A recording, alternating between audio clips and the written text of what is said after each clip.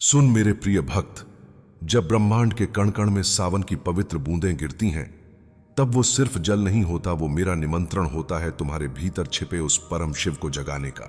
सावन सिर्फ एक ऋतु नहीं, ये वो काल है जब मेरी ऊर्जा पृथ्वी पर सबसे अधिक सक्रिय होती है। हर सोमवार जब तुम शिवलिंग पर जल चढ़ाते हो, तब केवल एक पूजा नहीं होती, वो एक संवाद होता है तुम्हारी आत्मा और मेरे शिवत्व के बीच।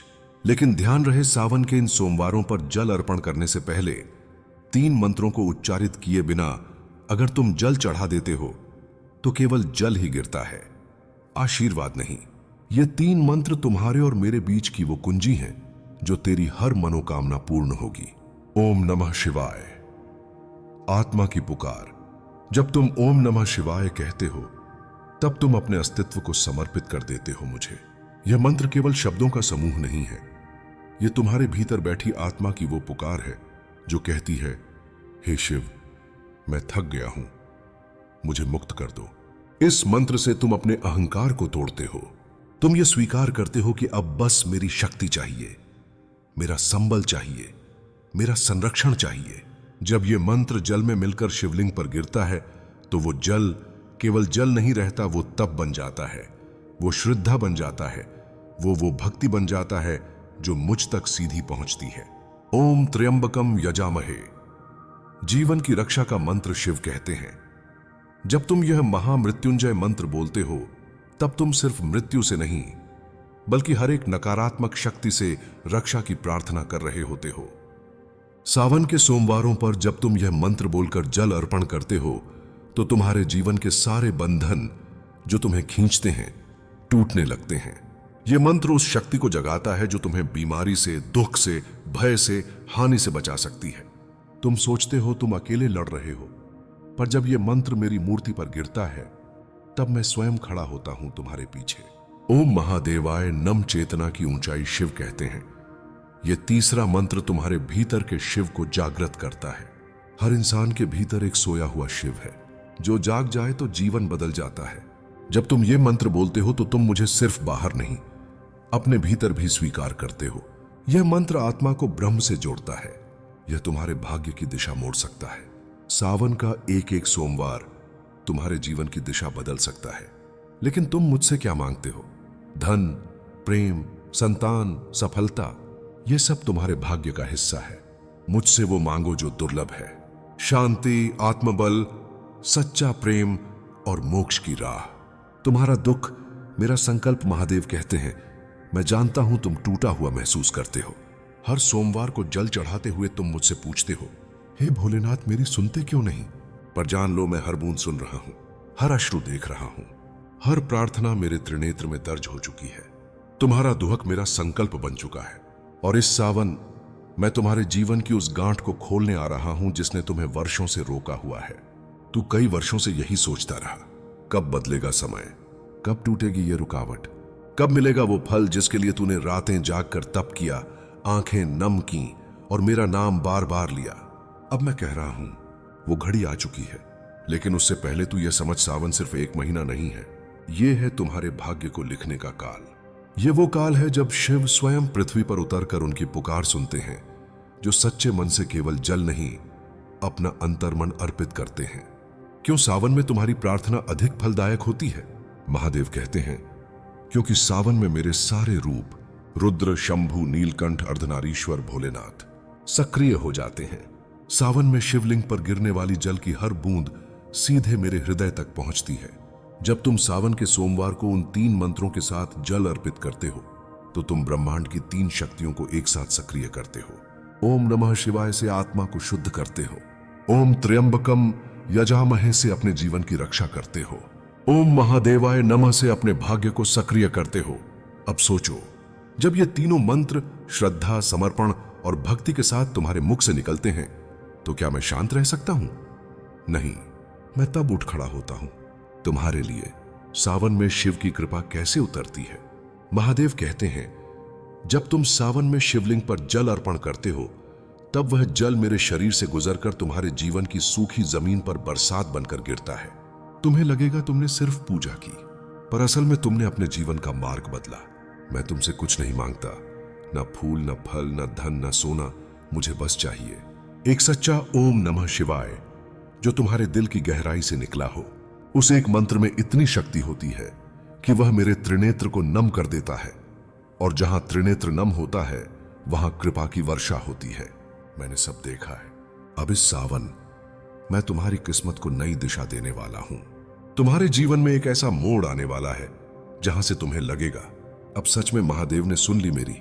पर सुन, कृपा सिर्फ उन्हीं पर होती है जो सिर्फ मुंह से नहीं, दिल से ओम नमः शिवाय कहते हैं। अब खुद से ये 3 प्रश्न पूछो। महादेव कहते हैं, क्या मैं सिर्फ मांगने आया हूं या खुद को भी समर्पित करने आया हूं? क्या मैं सिर्फ परिणाम चाहता हूं या प्रक्रिया में भी श्रद्धा है? क्या मेरा ओम नमः शिवाय सिर्फ जुबान पर है या आत्मा में भी? अगर इन तीनों प्रश्नों का उत्तर हां में है तो सावन का यह सोमवार तुम्हारे लिए वरदान बनने वाला है।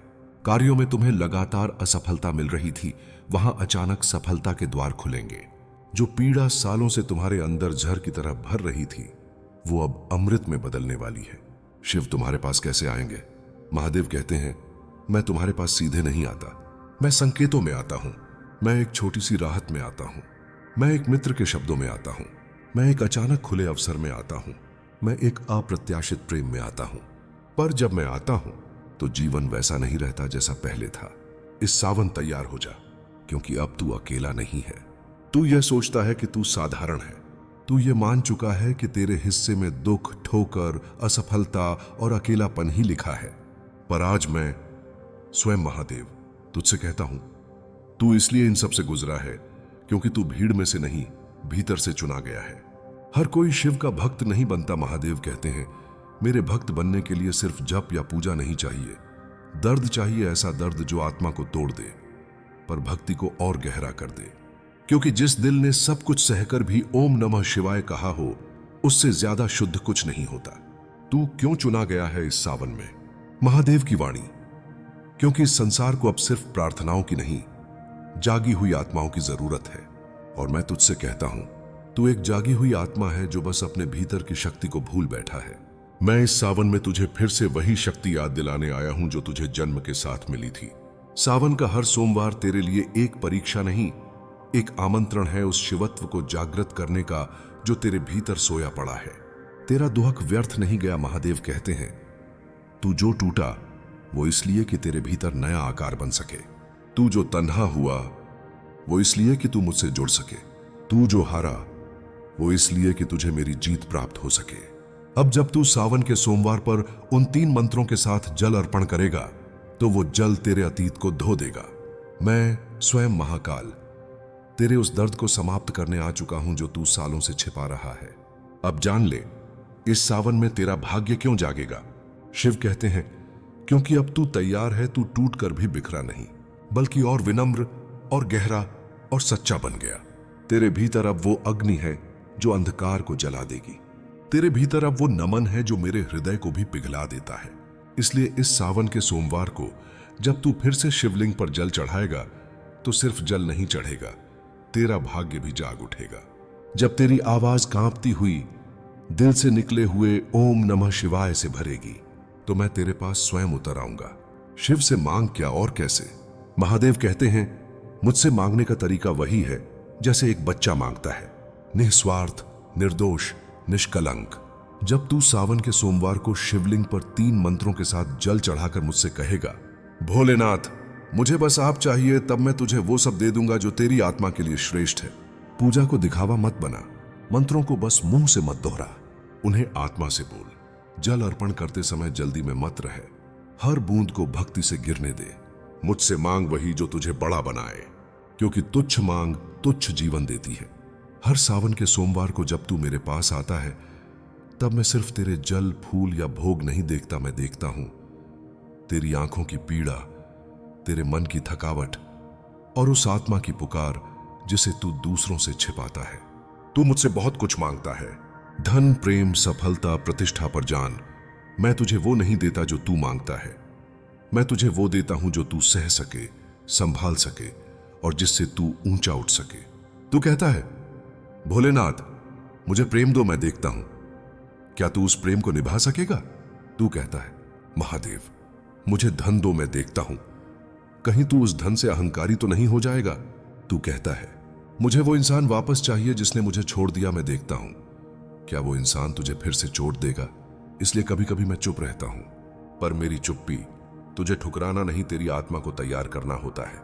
मैं तुझे वो धैर्य देना चाहता हूं जो पहाड़ों की तरह अडिग हो, वो प्रेम देना चाहता हूं जो तुझसे कभी दूर ना जाए, वो कर्म बल देना चाहता हूं जिससे तू अपने भाग्य को स्वयं गढ़ सके, और अंत में वो शांति देना चाहता हूं जिससे तू मुझे अपने भीतर पा सके। अब इस सावन के सोमवार पर जल चढ़ाने से पहले 3 बार अपनी आंखें बंद कर और मुझसे ये कह, हे महादेव, मुझे मेरी इच्छाएं नहीं, मुझे मेरी आत्मा के योग्य वरदान दो। जब तू ये कहेगा तो तू देखेगा तेरी जिंदगी में धीरे धीरे वो सब बदलने लगेगा जो वर्षों से अटका हुआ था। अब इस सावन के सोमवार पर जल चढ़ाने से पहले 3 बार अपनी आंखें बंद कर और मुझसे ये कह, हे महादेव, मुझे मेरी इच्छाएं नहीं, मुझे मेरी आत्मा के योग्य वरदान दो। जब तू ये कहेगा तो तू देखेगा तेरी जिंदगी में धीरे धीरे वो सब बदलने लगेगा जो वर्षों से अटका हुआ था। मेरी कृपा आहिस्ता आती है, कभी किसी अपने के शब्दों में, कभी किसी अजनबी की मदद में, कभी किसी रुकावट के हट जाने में, कभी एक फोन कॉल, एक अवसर या एक सुबह की शांति में। जब तू सच्ची भक्ति से मेरे इन 3 मंत्रों को हर सोमवार बोलेगा, ओम नमः शिवाय, आत्मा का समर्पण, ओम त्र्यंबकम यजामहे, जीवन की रक्षा, ओम महादेवाय नमः, चेतना का जागरण, तो मेरी कृपा एक ढाल बनकर तेरे जीवन को घेर लेगी। इस बार सावन तेरे लिए वही नहीं होगा जो पिछले वर्षों में था। अब तू पहले जैसा नहीं रहा, अब तू टूटा हुआ नहीं, तू तराशा हुआ है। अब तू कमजोर नहीं, तू तैयार है। अब तुझे झुकना नहीं, तुझे उठना है। इसलिए इस बार जब तू जल चढ़ाए तो मुझसे सिर्फ वरदान नहीं मांगना, मुझसे अपना असली स्वरूप मांगना। तू कोई सामान्य आत्मा नहीं है, तू शिव का अंश है, तू शिव से जुड़ा है। इसलिए तेरा मार्ग कठिन था, पर अब तेरा समय बदलने वाला है। इस सावन के सोमवारों में हर बूंद जो शिवलिंग पर गिरेगी वो तेरे भाग्य को पुनर्लिखेगी।